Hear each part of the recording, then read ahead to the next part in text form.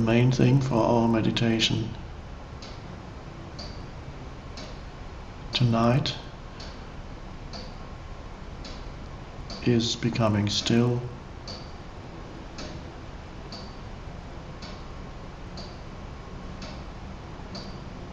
or rather noticing that the stillness is already in you, waiting to be discovered.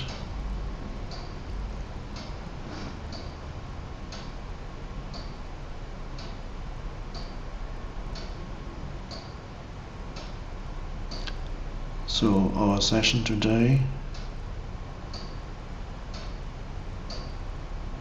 probably is going to be a kind of transmission of stillness.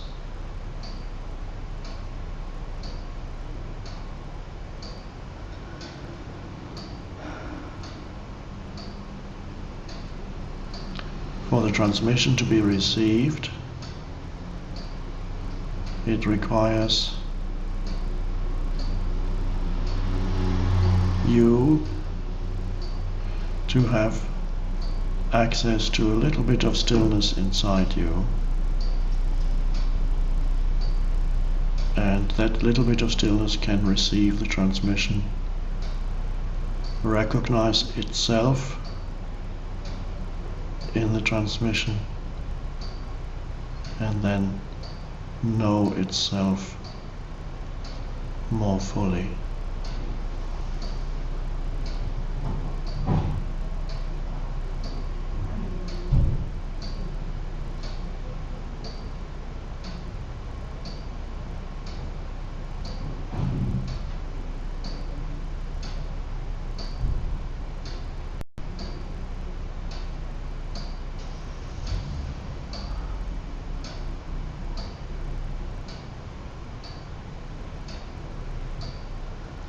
If you can hear the ticking of the clock,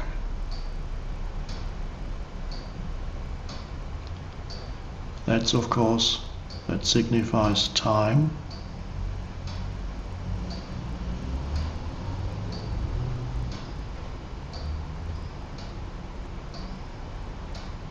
And underneath and in between the ticking of the clock is the stillness, which signifies the timeless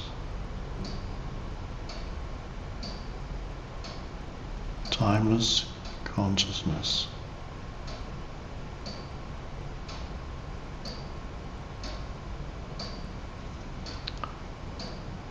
That timeless consciousness is the essence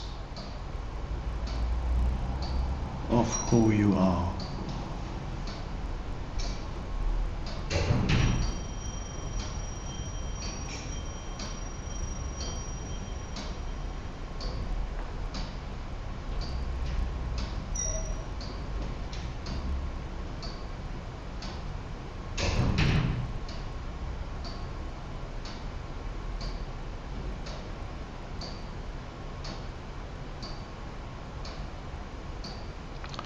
So as we sit here together, if it works for you, it means that the person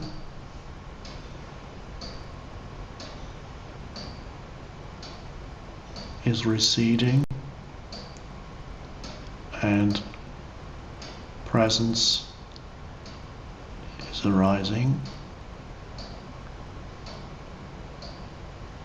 And there's a shift suddenly in identity, your sense of self is no longer derived from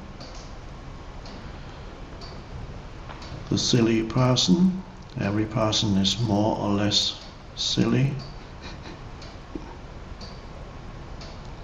with its judgments and all the mind stuff and the expectations and the shoulds and the shouldn'ts and the complaints and the regrets and the constant focus on future or past. With its resentments and grievances and anxieties and problems. God.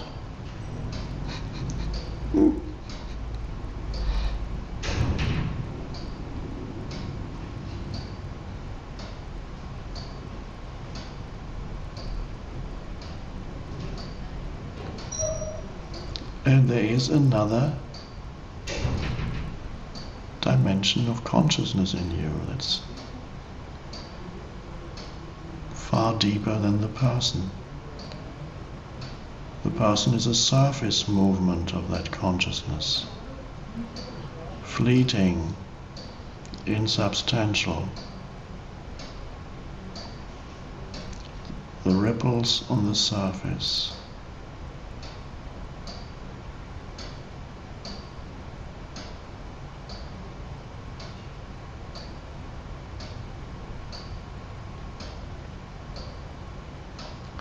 And as the presence arises in you, you feel suddenly your connectedness with enormous power, energy, intelligence.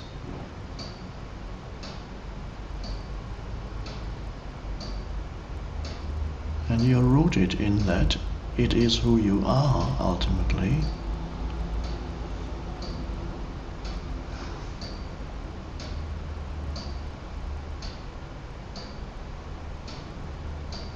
And that's always there. And that is where fear ends. Fear can only exist on the surface, where the person lives. And the natural condition of the surface entity is fear, often disguised as other things.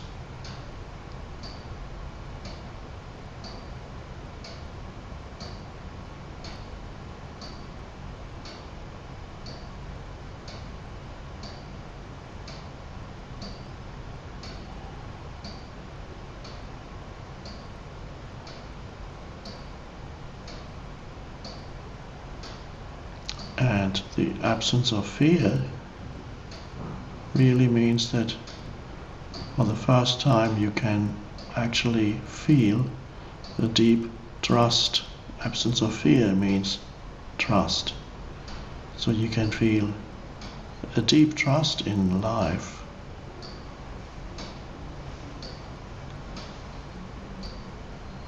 You are connected with, you are one with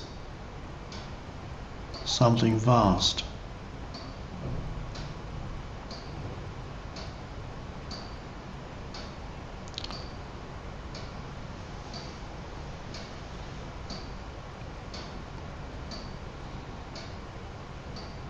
And through you, it emanates into this world,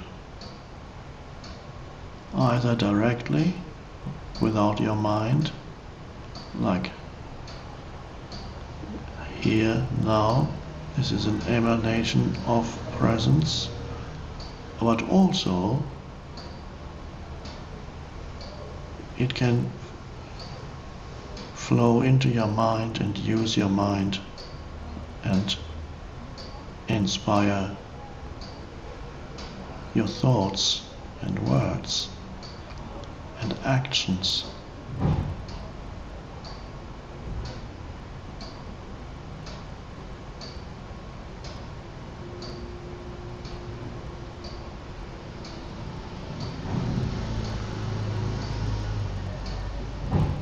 Presence is felt or sensed with your entire body. Every every cell of the body is alive with that presence.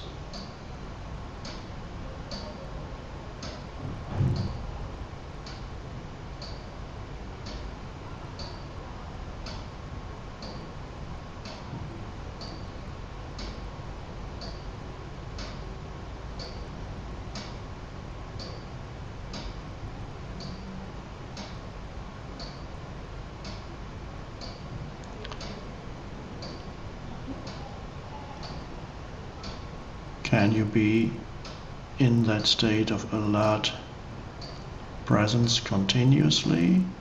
Well, probably not. But it can be there in the background of your life, even while you are active, doing things, speaking, thinking, and yet you sense that spacious stillness in the background.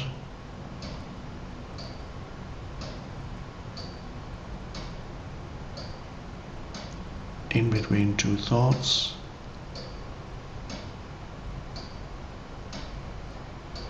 and perhaps even while you're thinking. Then thinking happens in the foreground, and that spacious aware presence is in the background. This, for example, is happening here now when I speak. The mind is being used, and that's the foreground. And there is, in the background, this wonderful, vast, spacious stillness.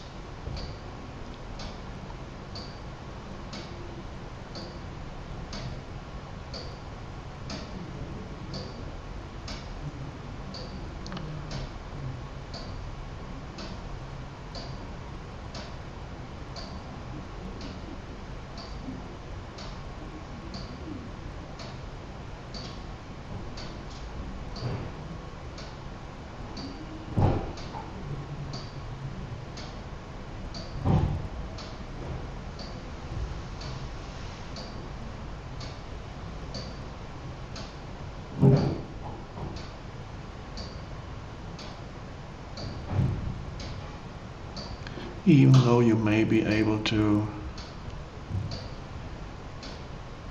enter the presence here, you may still find in certain situations you lose it completely. That's okay. Afterwards you realize you'd lost it. While you lose the presence, you don't know you're losing the presence. It just happens. A reaction takes over. The habitual mind pattern takes over. The habitual mental emotional reaction.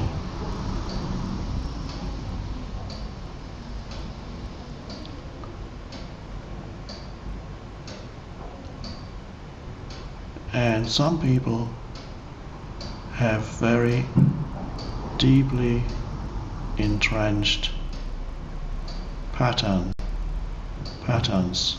in their mental emotional field.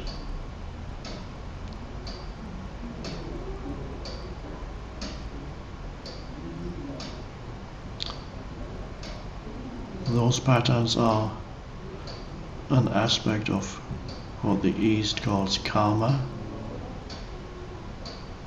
and some people carry quite a heavy burden of karma.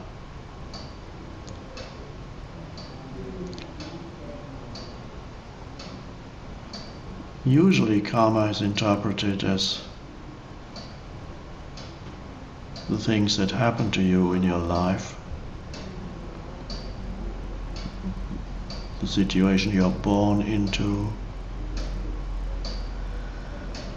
parents, things that happen to you, the country, the energy field in which you grow up, all your relationships, and so on and so on. That is an aspect of karma, but more fundamentally, karma is not what happens to you, but more fundamentally, karma is how you react to what happens to you, how you deal with situations and people and challenges. You can magnify the difficulties and the challenges through reactivity, so you have heavy karma.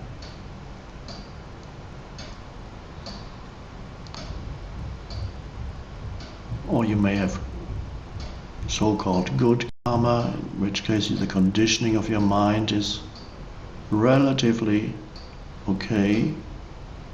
It will have its limitations. There may be some presence already. But the only thing that really transmutes karma is the arising of presence, and it will transmute even deeply entrenched karmic patterns, reactions that you don't seem to be able to get rid of, that happen again and again. But it may take time. For the timeless to burn up karma may take a little bit of time. Not as much time as it took for karma, for those patterns to form, thousands and thousands of years.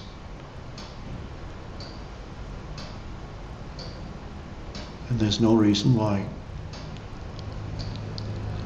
those dysfunctional patterns that make your life difficult cannot be transmuted or burned up through presence in this lifetime.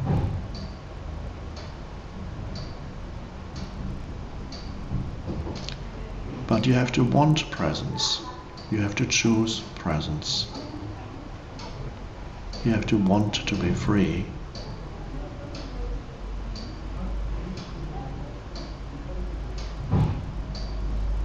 You have to want peace within yourself and not think something is more important out there than the inner peace within me.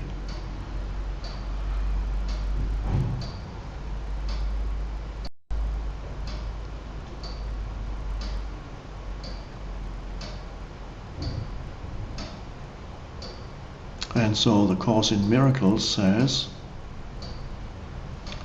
I quote now, I want the peace of God. To say these words means nothing, but to mean these words means everything. Nobody can mean these words and not be healed. End of quote.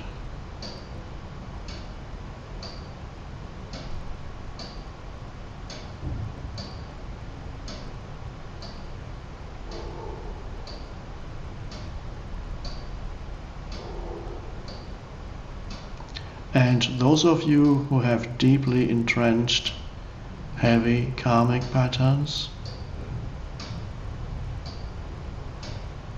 will be forced to go deeper into presence. Presence needs to be more acute to burn up those patterns, so you're forced to go deeper into greater alertness, otherwise the patterns will not become transmuted. Some harmless patterns may always remain. Every human has a certain form. There may be certain habit patterns that do not cause any problems. Then they may well survive in the light of presence. Destructive patterns, destructive of yourself and others, problem-making patterns, deeply negative patterns, cannot survive in the light of presence. But you need to choose presence as much as possible. And I'm saying this to you because there is enough presence in you to be able to choose presence. Without any presence, you cannot choose it. So ultimately, it is presence that chooses presence.